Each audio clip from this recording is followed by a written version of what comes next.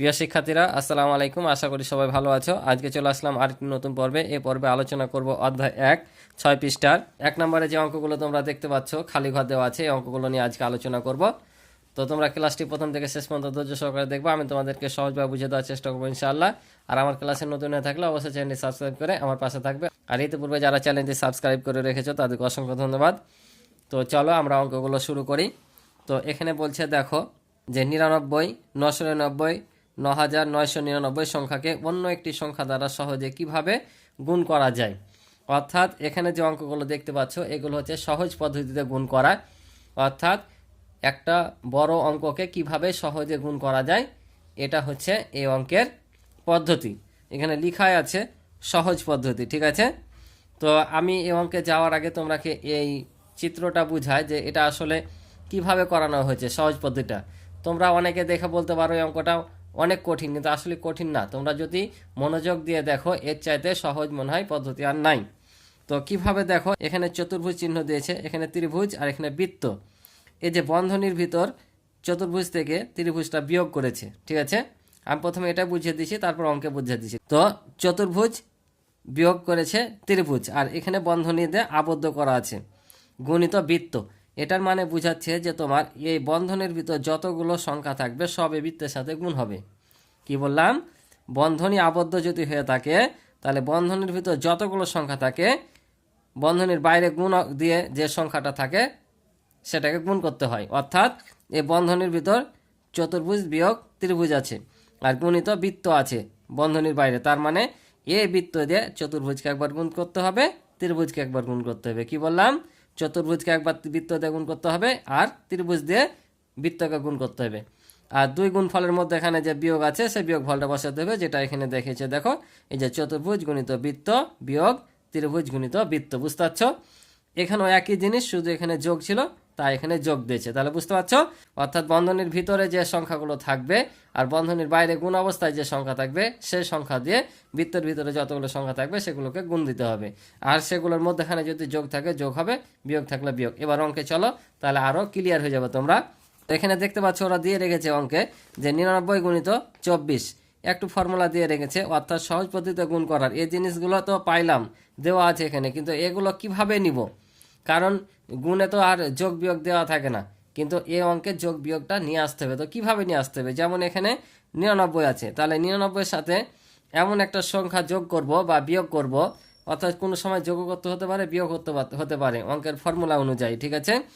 তো কখন যোগ করব কখন বিয়োগ করব, যদি দেখি যে আমরা এখানে সব সময় অঙ্কগুলো কি করার চেষ্টা করব 100, 10, 1000, 10,000 এরকম করার চেষ্টা করব। অর্থাৎ 1 দিয়ে পরে শূন্য আনার চেষ্টা করব। 1 দিয়ে শূন্য আনার জন্য আমাদেরকে এখানে যে 999 শূন্যগুলো দেওয়া থাকবে সেগুলো যোগ করতে হবে নাকি বিয়োগ করতে হবে, সেটাই হচ্ছে বিষয়। যদি দেখো এখানে সবগুলো 9 আছে, তাহলে তোমরা এখানে সম্পূর্ণ সংখ্যাটা নিয়ে নিবা। ধর যে 9 আছে 10 নিয়ে নিবা, 99 আছে 100 নিয়ে নিবা। তারপর মনে করো যে 990 আছে 1000 নিয়ে নিবা। তারপর যত বেশি নিবা সেটা কি করবা? বিয়োগ করে দিবা। কি বললাম?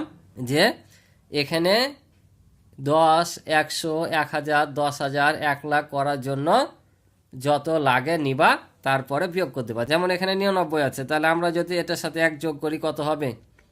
100 হবে। অর্থাৎ এভাবে বলতে পারো, প্রথমে যোগ করে আবার বিয়োগ করে দিবা। এর সাথে 1 যোগ করলে 100, আবার 100 থেকে 1 বাদ দিলে কত? 99। তাহলে আমরা যদি এখানে 100 নিলাম, তাহলে আমরা 100 গোটা হয়ে গেল। তারপর যে 1 বেশি নিয়েছি আমরা 1 বিয়োগ করে দেবো, তাহলে 100 থেকে 1 বাদ দিলে কত হয়? 99 আবার হয়। যদি এমন থাকতো তাহলে কি করতাম? তখন কি করতাম? এই যে এটার সাথে যদি আমরা 10 যোগ করি, এটা যোগ করতে হবে আবার বিয়োগ করতে হবে, এভাবে তোমরা করতে পারো। কারণ আমরা যদি এটার সাথে 10 যোগ করি তাহলে কত হবে? 1000 না? তাহলে এই যে এটার সাথে 10 যোগ করার জন্য কত বেশি গেছে? 10 বেশি গেছে। তাহলে আবার এখানে 10 কি করব? বিয়োগ করে দেবো। কথার কথা এখানে যদি তোমার এমন থাকে, তারপর আমরা কি করব? এখানে 1000 নিয়ে নেব, বিয়োগ কত করব? 20 নিয়েছি না? 20 বাদ দিয়ে দেবো। অর্থাৎ এটার সাথে 20 যোগ করলে 1000 হয়। 1000 নেওয়াতে 20 বেশি হয়েছে, তাই আবার 20 কি করলাম? বিয়োগ করে দিলাম। অর্থাৎ যোগ করে আবার বিয়োগ, অথবা নিয়ে নিবা, নিয়ে কি করতে হবে? বিয়োগ করতে হবে, বুঝতে পারছো? তো এখানে যদি তোমার 1010 থাকে তাহলে আমরা এখানে 1000 নিয়ে নেব। তো 1000 নিয়েছি, তাহলে এখান থেকে কি 10 করেছি? 10 বিয়োগ করে আমরা 1000 পেয়েছি এখানে, তাই কি না?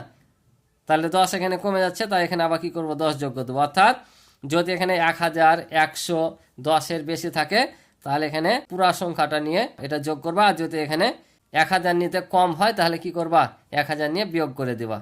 তো চলো অঙ্কে যা আবার, তাহলে বুঝতে পারবো আরো। তো এখানেও ঠিক তেমন করেছে, দেখো যে এখানে 99 ছিল, 100 নিয়ে এনেছে। তো 100 নাতে কত বেশি হয়েছে, 1 বেশি হয়েছে, তাই এখানে বিয়োগ করে দিছি। 100 থেকে একবার দিলে কত হয়, 99 হয়। বুঝতে পারছো? অর্থাৎ এখানে যোগ বিয়োগ করে আমাকে আবার এই ফিগারটাতে আসতে হবে, ঠিক আছে। আর এখানে যে এটার সাথে গুণ ছিল 24, এই যে এটার সাথে কি করেছি আমরা, গুণ করে দিয়েছি, ঠিক আছে। কারণ 99 সাথে যেহেতু এটা গুণ অবস্থায় আছে, সেহেতু 99কে ভেঙে আমরা যতগুলোই সংখ্যা পাই না কেন সবগুলো 99 সাথে কি করতে হবে, গুণ করতে হবে। তাই এখানে বন্ধনী নিয়েছি। বন্ধনী নেওয়ার উদ্দেশ্য হচ্ছে যেখানে বুঝালাম যে বন্ধনীর ভিতর যা থাকবে সব বাইরের সংখ্যাটা দিয়ে কি হবে, গুণ হবে। তাই এখন আমাদেরকে এখানে গুণ করে করে বসাতে হবে, কত বসবে। তো চলো আমরা করি, তাহলে বুঝতে পারবা। তো দেখো তাহলে এটা আমরা কি করেছি, 100 নিয়েছি, 100 নেওয়ার ফলে 1 বেশি গেছে, তাই এখানে 1 বিয়োগ করে দিয়েছি, ঠিক আছে। তার এটা গুণ ছিল, গুণই বসেছি। তাহলে এখানে কত বসবে, তাহলে কি বলেছি, এটার সাথে একবার এটা গুণ হয়ে যাবে, ঠিক আছে না। এটার সাথে এটা একবার গুণ হবে, এমনি দেখাচ্ছি তোমাদের, এটা করার দরকার নাই। এটা গুণ, আবার এই 1-এর সাথে এটা একবার গুণ, ঠিক আছে। আর মধ্যে এখানে বিয়োগ আছে, তাই এখানে কি থাকবে, বিয়োগ চিহ্ন থেকে যাবে। তাহলে আমরা বসে দিই এখানে 100 গুণিত 24, একবার 1 গুণিত 24। এখন আমরা গুণ করে দেবো। তো আমরা জানি 1-এর সাথে যাই গুণ করি ফলাফল কি হয়, ওই সংখ্যাটাই হয়। অর্থাৎ 24-এর সাথে যদি আমরা 1 গুণ করি তাহলে 24ই হবে। আর এখানে 2টা শূন্য আছে, 2টা শূন্য বসাই দেব। এখানে বিয়োগ ছিল, বিয়োগ বসালাম। আবার যদি 1-এর সাথে 24 গুণ করি, 24-1-কে 24। এখন আমরা এই যে মধ্যেখানে বিয়োগ আছে, দুটা বিয়োগ করলে আমাদের গুণফল হয়ে গেল। অতি সহজ একবারে, এটার সাথে এটার গুণ করতে হলো না, একবারে উপর নিচ পদ্ধতিতে বা পাশাপাশি গুণ এভাবে করা লাগলো না, একেবারে কি হলো, সহজভাবে হয়ে গেল। তাহলে আমরা যদি বিয়োগ করি তাহলে 0 থেকে 6 বাদ দেওয়া যায় না, এর কাছ থেকে 1 ধার নিলাম, তাহলে 10 থেকে 4 বাদ দিলে হয় 6, শেষ থেকে বসাবা। এখানে 1 দিয়ে দিলাম, 3 হলো। আবার এখান থেকে 1 10 ধার নিলাম, 10 হলো। 10 থেকে 3 বাদ দিলে 7, এখানে 1 পরিশোধ করলাম, 1 হলো। 4 থেকে 1 বাদ দিলে 3, আর যেহেতু আর কিছু নয় তাহলে এই দুটো এখানে বসে যাবে। তাহলে এই ছিল আমাদের অঙ্ক, বুঝতে পারছো? তো পরেরটা দেখো, তাহলে পরেরটা এবার আছে 999। তাহলে সেমভাবে, তাহলে এখানে যদি আমরা কি করি, 1000 নিই, আবার 1000 থেকে যদি 1 বিয়োগ করি তাহলে কত হবে, 999 হবে, ঠিক আছে। তাহলে এখন এটাকে আমরা বন্ধনী নিলাম। এখন এটার সাথে এটা কি হবে, একবার গুণ, এটার সাথে এটা একবার গুণ। তাহলে এখানে হবে 1000, আর এখানে হবে কত, এই যে বিয়োগ দিয়ে 1। তাহলে যে দেখো 1000-এর সাথে 32 গুণ, 1-এর সাথে 32 গুণ, আর মধ্যে বিয়োগ ছিল, বিয়োগ। এখন গুণ করে দাও, তাহলে আবার কত হবে, 32-1-কে 32। এখানে 3টা শূন্য আছে, 3টা শূন্য বসিয়ে দেব। কি সহজ না একবারই, কারণ 1-এর সাথে যে সংখ্যা গুণ করব গুণফল ওই সংখ্যাটাই হবে। আবার 32-1-কে 32, আবার বিয়োগ করে দেব। বিয়োগ করলে আবার 1 নিলাম, 10 থেকে 2 বাদ দিলে 8, এখানে 1 দিলাম, 4 হলো। আবার 1 নিলাম, 10, 10 থেকে 4 বাদ দিলে কত হয়, 6, এখানে 1 দিয়ে দিলাম। আবার 1 ধার নিলাম 10 থেকে, তাহলে 1 বাদ দিলে কত হয়, 9।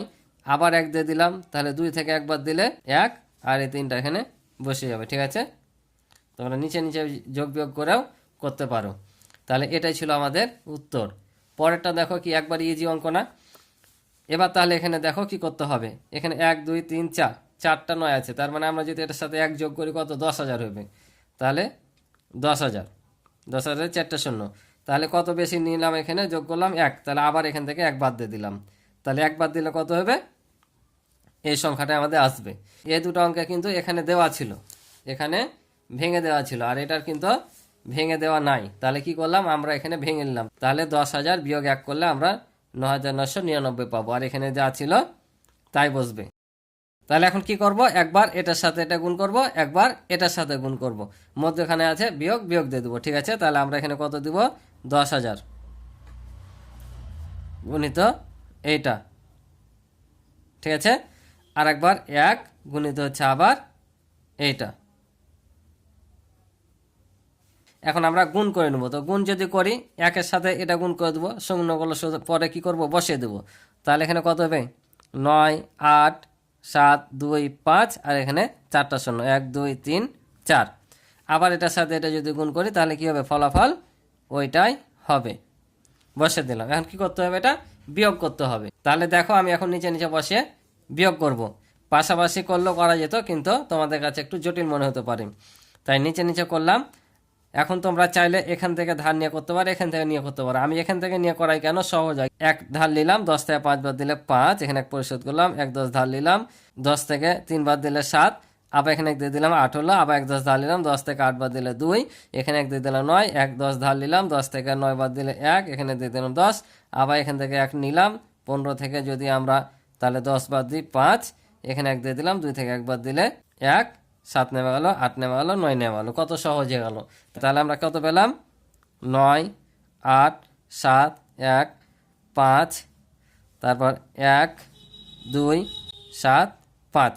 ঠিক আছে, এই তো হচ্ছে আমাদের উত্তর। তাহলে কত পেলাম, 9 8 7 1 5 1 2 7 5। এটা হচ্ছে আমাদের উত্তর। আশা করি অঙ্কগুলো তোমরা বুঝেছো। তো আজকে এই পর্যন্ত ছিল এই পর্বের অঙ্ক। পরবর্তীতে পরের অঙ্কগুলো নিয়ে দেখা হবে। ভালো থাকো, সুস্থ থাকো, আল্লাহ হাফিজ।